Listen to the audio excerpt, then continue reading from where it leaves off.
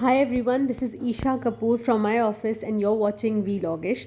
Today's video is going to be more about filing. तो हम बहुत सारे अलग अलग चीज़ें देखते हैं, टिप्स एंड ट्रिक्स देखते हैं फाइलिंग से रिलेटेड, बट आज कुछ थोड़ा स्पेसिफिक सा होने वाला है। जब मैं ऑफिस पहुंची तो मैंने देखा कि कुछ नोटिस के रिप्लाई आए हुए थे। I had to read that first, I had to discuss a few things first. उसके बाद आई रिमेंबर्ड कि क्योंकि दशहरा हॉलीडेज़ आने वाली हैं तो इन्हीं हॉलीडेज़ में there are a few drafting projects that we have to complete and we should do it in the holidays only, ताकि वो फाइल हो सके बहुत क्विकली।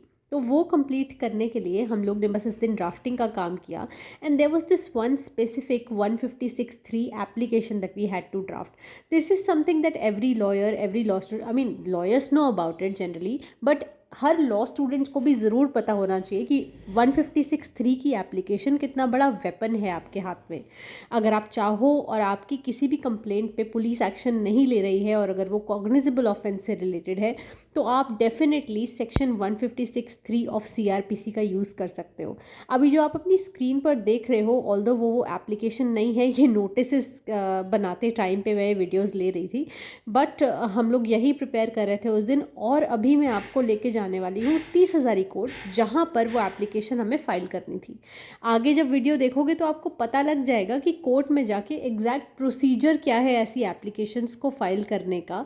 बट उससे पहले I have something very very important for you and this is specially for the judiciary aspirants. वैसे तो 156(3) application से रिलेटेड जो नुआंसेस हैं उस जैसे कॉन्सेप्ट्स भी जुडिशरी टेस्ट के लिए बहुत बहुत इंपॉर्टेंट रहते हैं, बट अदर देन दैट आपको मेंस के लिए भी प्रिपेयर अभी से ही करना शुरू कर देना चाहिए। अगर आप जुडिशल सर्विसेज एग्ज़ाम्स के लिए प्रिपेयर कर रहे हो तो आपको इतना नहीं सोचना चाहिए कि मुझे अभी तो प्रीलिम्स की ही प्रिपरेशन करनी है। उसी के लिए अनअकैडमी ने टेस्ट सीरीज़ निकाली हैं। अगर आप डिस्क्रिप्शन बॉक्स में जाओगे और वहाँ पर दिए हुए लिंक पे क्लिक करोगे तो आपको ये सारी इन्फॉर्मेशन मिल जाएगी कि कैसे आप टेस्ट सीरीज़ के लिए एनरोल कर सकते हो, मेंस एग्ज़ाम की टेस्ट सीरीज़ भी और जजमेंट राइटिंग की टेस्ट सीरीज़ भी। जुडिशल सर्विस का अगेन एक बहुत इंपॉर्टेंट पार्ट है जजमेंट लिखना सीखना। ये आपके एग्ज़ाम में भी बहुत काम आने वाला है और इनफैक्ट आपके करियर में भी आगे बहुत काम आएगा।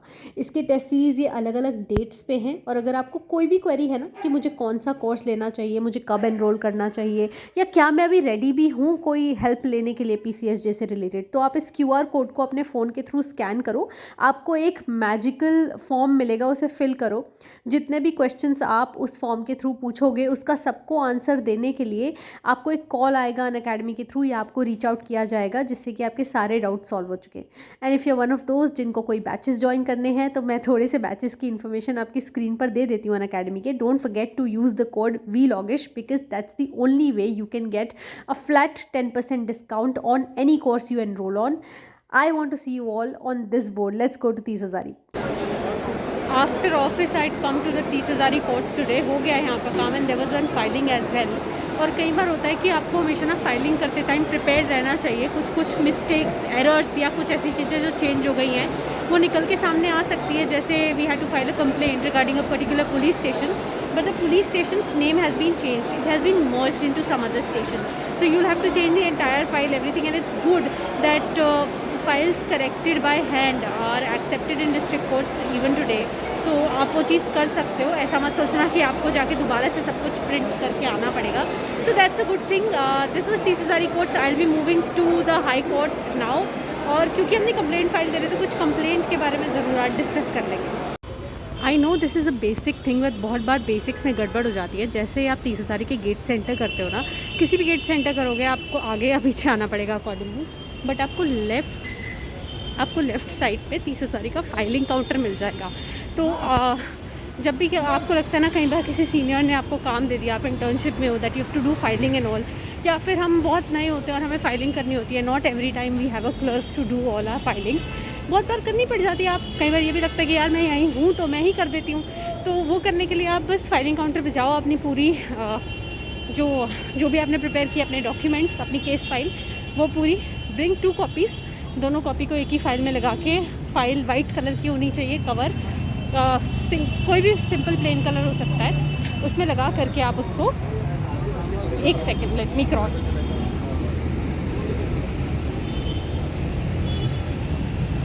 या so now I am out. यहाँ पे most of the time traffic लगा रहता है। हाँ, मैं बोल रही थी कि फ़ाइल को अपनी जो भी केस फाइल है उसको आप एक फ़ाइल कवर में लगा के उस पर सारे केस की डिटेल्स, जैसे किसके कोर्ट में है, ये सब करके आप यहाँ पे फ़ाइल करते हैं। फ़ाइल करने आओगे तो आपको बहुत सारे काउंटर्स एक साथ मिलेंगे।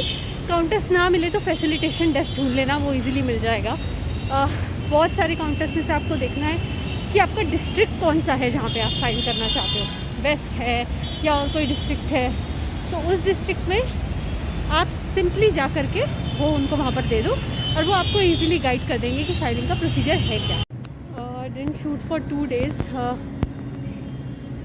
Yeah, I didn't shoot for 2 days, but here I am in the Delhi High Court. Today is the election day, so all set, geared up to vote for several posts. Let's talk about the elections as well in today's vlog.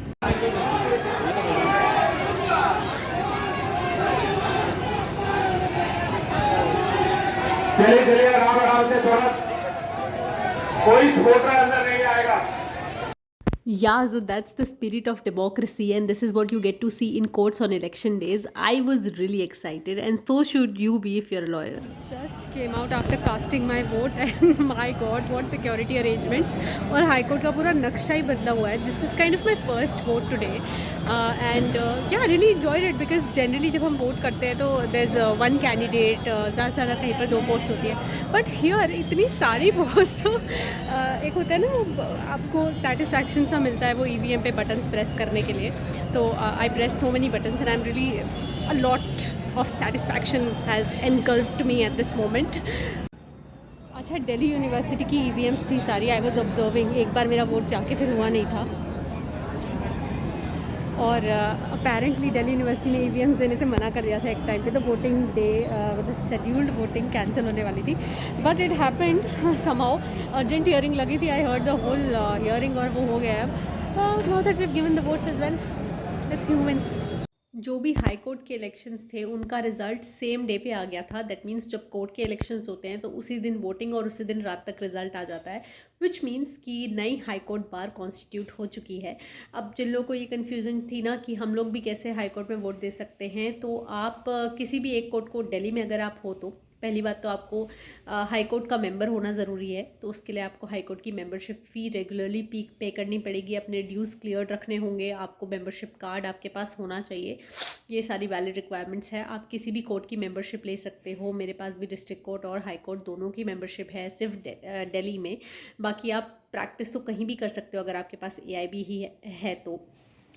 उसके बाद you have to choose one court for voting. ऐसा नहीं हो सकता कि एक ही term में, एक ही जो टर्म है पूरा बार का, उसमें मैं हाई कोर्ट में भी वोट दे दूंगी या रोहिणी में भी दे दूंगी और 30,000 में भी दे दूंगी. That can't happen. इतनी सारी वोटिंग आप नहीं कर सकते. बट हाँ, जब बार काउंसिल ऑफ दिल्ली के इलेक्शंस होते हैं तब आप लोग फिर से वोट दे सकते हो अगर आपने किसी हाई कोर्ट, मतलब दिल्ली में अगर आपने हाई कोर्ट या फिर किसी डिस्ट्रिक्ट कोर्ट में वोट दिया है तो. So that's how the system is. I preferred voting in Delhi high court because that's the place I mostly visit. तो वहीं का हमने दिया. और congratulations to all the new members of the bar.